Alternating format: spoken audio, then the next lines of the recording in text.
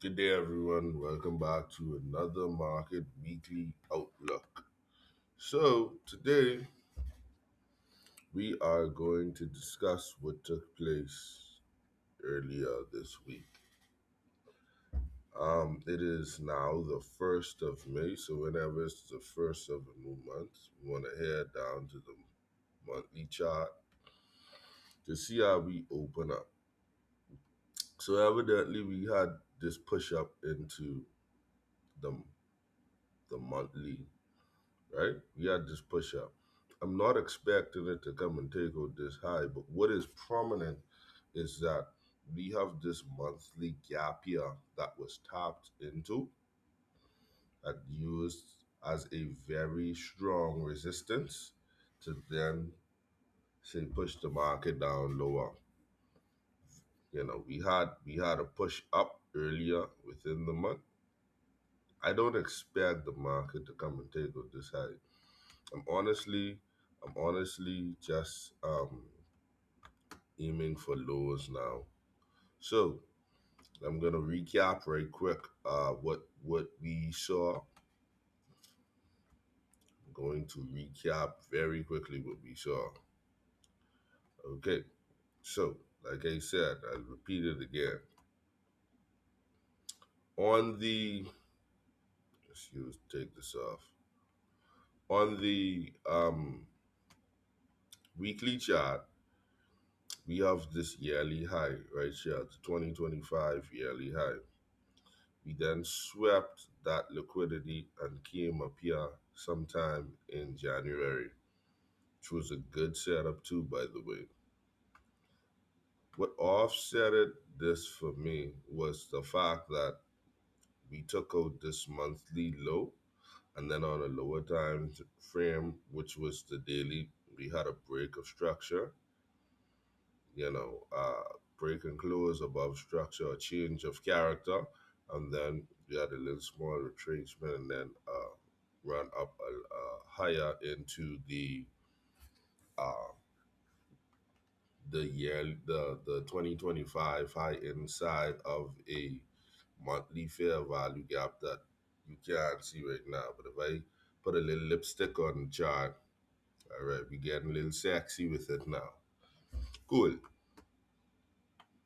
So that was the monthly low that we've taken, and we took out this low and this low, which generated us enough liquidity to then head higher.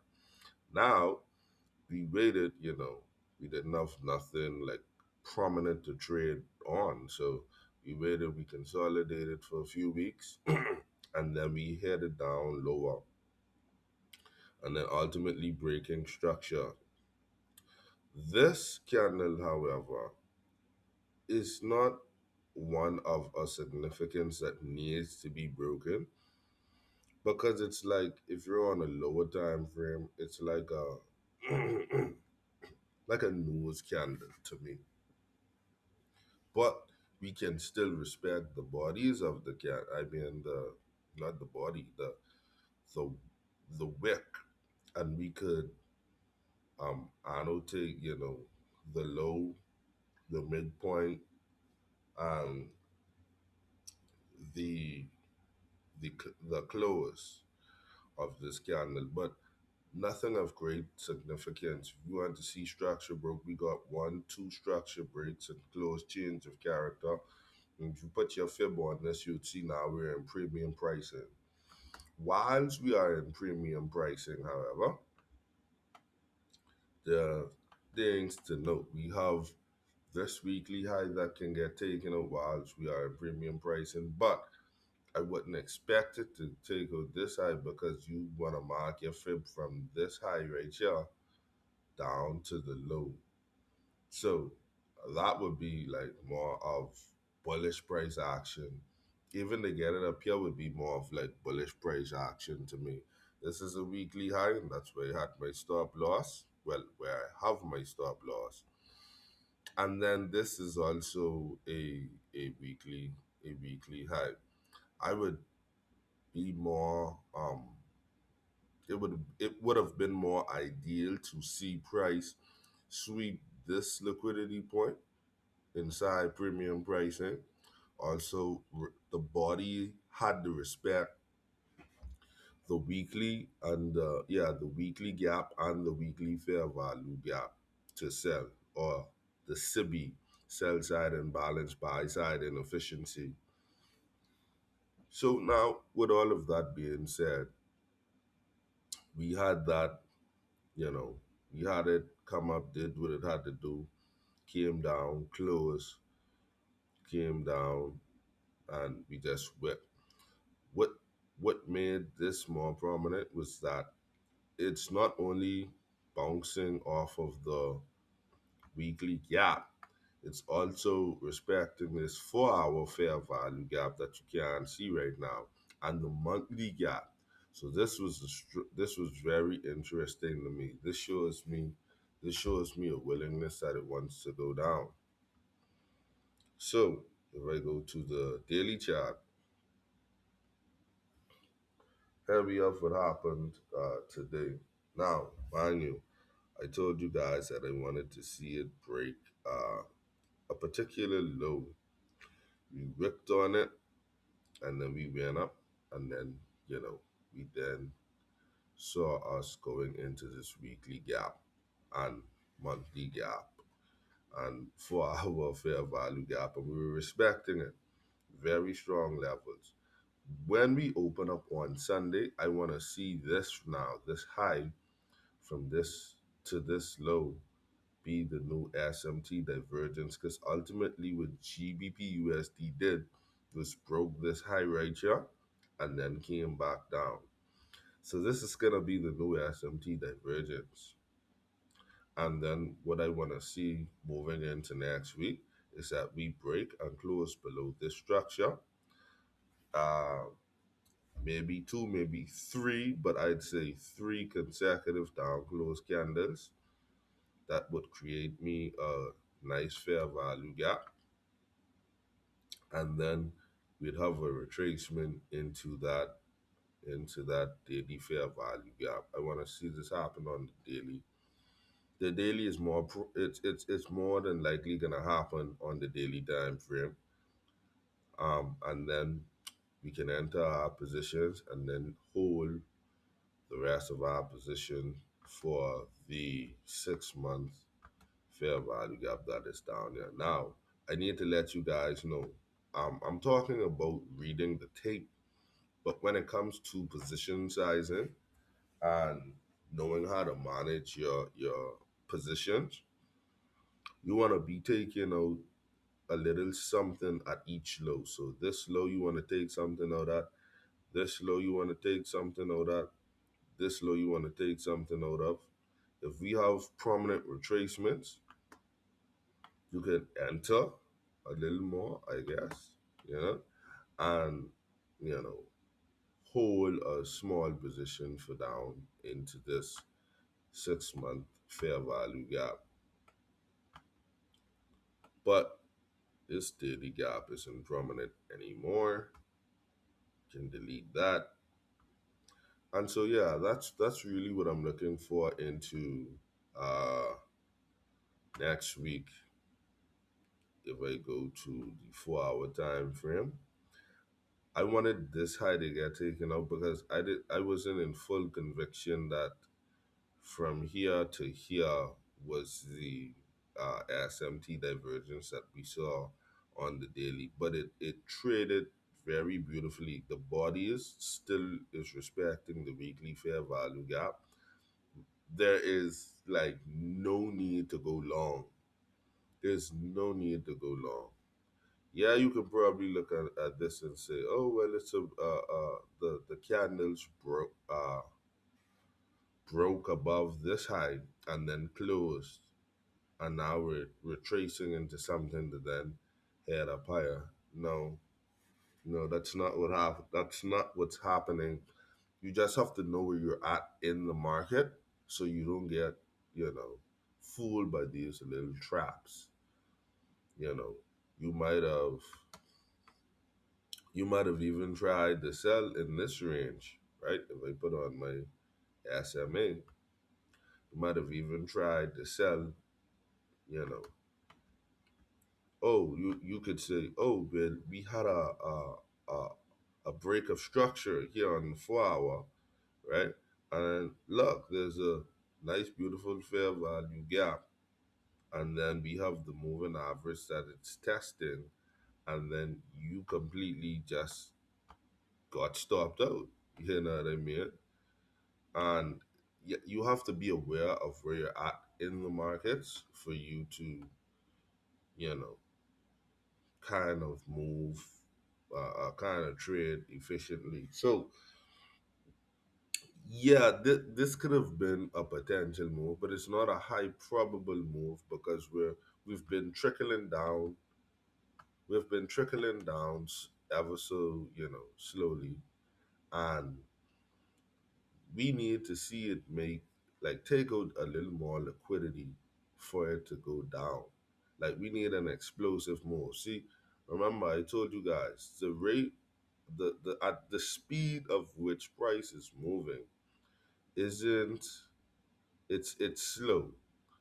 It retraced, you know, and it's slow. It's slowly moving now. The speed of which this happened, right? This was more prominent. So I don't expect that, okay, we're moving down slow. Oh, we should look for more sales and then get aggressively in here to then take out this liquidity point. No, I feel as though we need to see a speed up top of area of interest, then see some speed coming down. You know what I mean? Because we're already in, like I told you, the monthly gap, the weekly gap, the weekly fair value gap, the 4 hour fair value gap, all of this, look, all of this, we are in alignment for cells. Very, very strong cells. So I need you guys to, pay attention and be aware that this is what we're gonna get. If I go back to the daily chart now, if I go back to the daily chart and then I do that, notice this SMT divergence here was taken out. So this is what I've been trying to tell you guys, right? So yes, we saw this, and yes, we saw this, right? But this isn't lining up on any fair value gap for buys. I mean, the fair value gap for the buy is down here. It didn't get in there, right? This, however, was in the fair value gap. It was in the 4 hour fair value gap, the weekly fair value gap, weekly gap. I don't take SMT divergence off of just gaps alone though, like volume imbalances. I take them in fair value gaps. So the reason why this was in prominent was because I was watching this high on GBP USD. So now that we've taken out this uh, divergence, because what's gonna make this more prominent, what's gonna make this like a high probable setup is if we didn't come back up here and then we just broke and closed below. What would have made this prominent was if we were in the daily gap, had this SMT divergence, and then break and close above, this or this particular high up here. Break, close, create a fair value gap, then move down. But notice how we're wicking. This is gonna be a new SMT divergence. And then I'll record on Monday, or I hope, by late Wednesday that we have created the fair value gap and that we can move higher. Now, when we create this fair value gap, honestly, this fair value gap needs to be disrespected, meaning that the bodies can't respect this fair value gap. The bodies can't trade and into it can't trade and stay into it. The bodies can't be inside of this. The body has to trade below and close below this fair value gap. The same can be said For this, sorry, the same can be said for this fair value gap down here as well, but this isn't such a strong fair value gap to me. You know what I mean? I mean, we do have it in alignment with like um, an order block, but hey, once I could see a break below this, then we're off to the races. Why isn't this one more prominent? Well, if you put a fib from the low to the high, and you get like say up in here, I mean, yes, it's discounted, but you really want to see it more in here. Respect this. So if the market comes and moves down and it kind of respects this, this will just be a move to push it back up into the real sell off.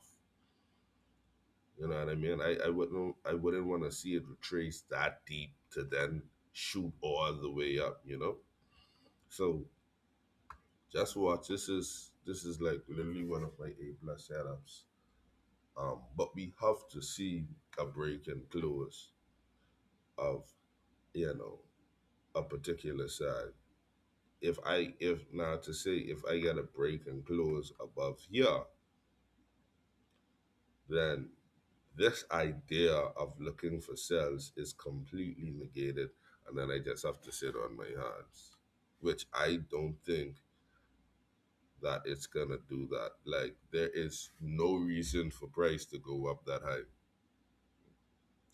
Um, so let me go to GBP right quick. GU. There we go. Like I said, GBP